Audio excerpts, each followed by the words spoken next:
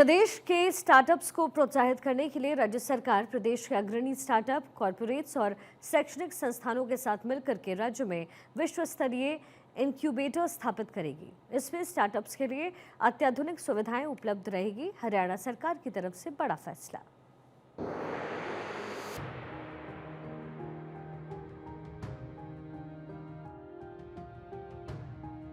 मुख्यमंत्री नायब सिंह सैनी ने स्टार्टअप्स और उद्योग जगत के दिग्गजों के साथ बातचीत कार्यक्रम को संबोधित करते हुए कहा, भारत सरकार देश को सेमीकंडक्टर हब बनाने के विजन के अनुरूप हरियाणा सरकार भी राज्य के सेमीकंडक्टर निर्माण को बढ़ावा देने के लिए समर्पित नीति तैयार करेगी।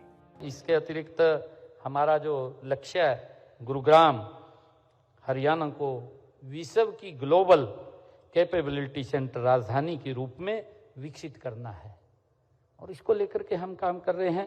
और इसी लक्ष्य को प्राप्त करने के लिए हम ग्लोबल कैपेबिलिटी सेंटर्स के लिए भी एक विशेष नीति बनाएंगे।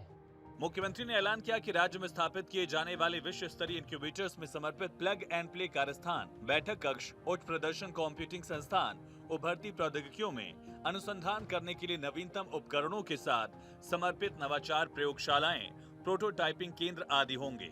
हम राज्य में अग्रणी स्टार्टअप्स, कॉर्पोरेट्स और शैक्षणिक संस्थानों के साथ मिलकर के गुरुग्राम में एक विश्व स्तरीय इंक्यूबेशन सेंटर हम स्थापित करेंगे। इसके लिए भी हम काम कर रहे हैं। हम स्टार्टअप्स और उद्योग के लिए आधुनिक इंफ्रास्ट्रक्चर के निर्माण के लिए भी हम काम कर रहे हैं। इसके अलावा विभिन्न क्षेत्रों में नई नीतियों भी हम तैयार कर रहे हैं। मुख्यमंत्री ने कहा कि प्रधानमंत्री नरेंद्र मोदी ने मेक इन इंडिया और डिजाइन इन इंडिया के माध्यम से भारत को विकसित बनाने का आह्वान किया है।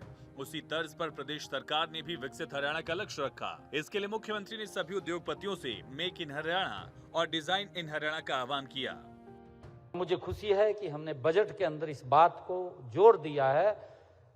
हमने घोषणा की है कि हम 10 नई IMT बनाएंगे और मुझे ये खुशी है बताते हुए कि हमने उसकी जमीन की ऐड भी दे दी है। लगभग हमारे पास 20,000 एकड़ लैंड, हमारा जो ई-भूमि पोर्टल है उसके ऊपर रजिस्ट्रेशन भी हो गया है। लोगों की अनुशंसा आ गई है कि हम यहाँ पर लैंड देने वाले हैं। मुख्यमंत्री ने कहा कि प्रदेश सरकार जिला स्तर पर एक अस्पताल को निजी अस्पतालों की तर्ज पर आधुनिक सुविधाओं से युक्त कर रही है। उन्होंने उद्योगपतियों से आह्वान किया कि वो CSR फंड का उपयोग सामाजिक क्षेत्र, विशेषकर स्वास्थ्य सेवाओं को मजबूत करने में करें। मुख्यमंत्री ने कहा कि हरियाणा स्टार्टअप्स की संख्या के मामले में राष्ट्रीय स्तर पर 7वें स्थान पर है। हमने बजट के अंदर इस बात की घोषणा की है कि हम गुरुग्राम और पंचकुला को 2 स्थानों को AI हब के रूप में विकसित करेंगे, जहां पर राज्य तकनीकी नवाचार का ये केंद्र बने। उसको लेकर के हम काम कर रहे हैं। हमने भविष्य की तकनीकों जैसे कि आर्टिफिशियल इंटेलिजेंस, रोबोटिक्स, बायोटेक्नोलॉजी और डीप टेक को अपनाने के लिए एक विभाग हमने उसका भी घोषणा की है, जिसको हमारे राज नेहरू जी वो देख रहे हैं, डिपार्टमेंट ऑफ फ्यूचर। मुख्यमंत्री ने इकोसिस्टम निर्माण से संबंधित हरियाणा सरकार की प्रमुख पहलों का उल्लेख करते हुए कहा, उद्यमिता को संस्थागत रूप देने और नीति निर्माण में समन्वय के लिए एक समर्पित आयोग की स्थापना की जा रही है।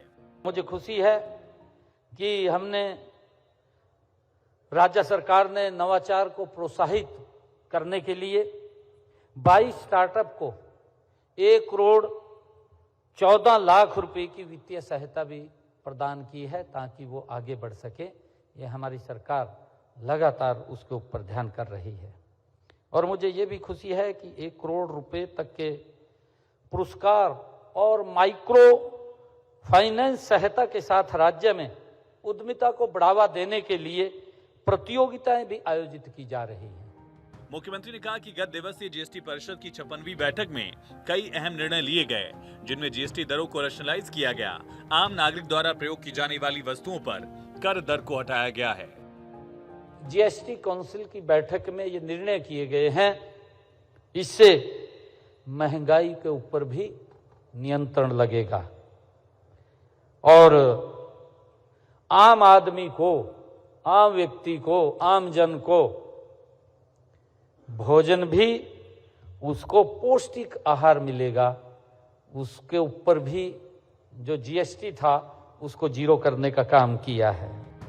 मुख्यमंत्री ने कहा कि आमजन को राहत प्रदान कराने की बात प्रधानमंत्री नरेंद्र मोदी ने स्वतंत्रता दिवस के मौके पर कही थी और 1 माह से कम समय में जीएसटी परिषद द्वारा कर दरों को कम करके और कुछ वस्तुओं पर कर जीरो करके आम जन को बड़ा लाभ दिया गया। यही मोदी जी की गारंटी है, जो कहा है उसे पूरा करेंगे। भारत 24 के लिए चंडीगढ़ से डॉक्टर थानेश्वर शर्मा की रिपोर्ट।